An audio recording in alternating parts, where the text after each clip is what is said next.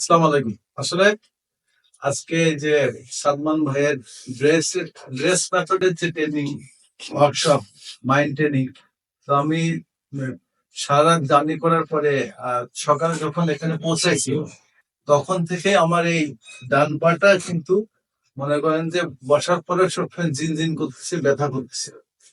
তো এই ব্যথাটা রেগুলার সবসময় হয় না, হয়তো লং জার্নি হলে।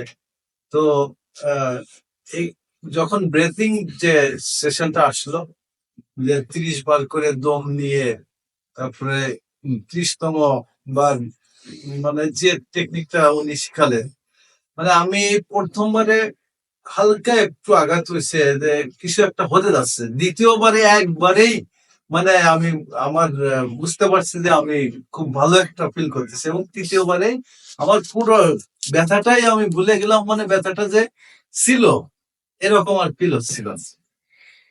এই মানে এইটা হলো, আমি বলেও ফেলছি। আমি তিনজনের অভিজ্ঞতা নিতে চাচ্ছিলাম, উনি তিনজনের কাছে শুনছেন।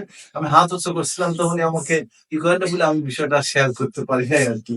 তো এটা খুবই মানে একটা মিরাকেল আমার আজকের এটা নিয়ে। তো আমি সবার কাছে দোয়া চাচ্ছি। আপনি কোথায় অপারেশন করছেন বলেন তো? আমি এই যে পিছনে স্পাইনাল কর্ডে L5S1 একবার নিচের যে সেগমেন্ট, L5S1 ওখানে কোথায় করছিলেন অপারেশন? অপারেশন ঢাকা ইবনে সিনা মেডিকেল কলেজ হাসপাতাল। ডাক্তার এখানে আচ্ছা আচ্ছা ঠিক আছে ডাক্তার না, তো নিউরো সায়েন্স অ্যান্ড ইনস্টিটিউটের সদর। আচ্ছা ঠিক আছে। ধন্যবাদ ভাই, অনেক থ্যাংক ইউ।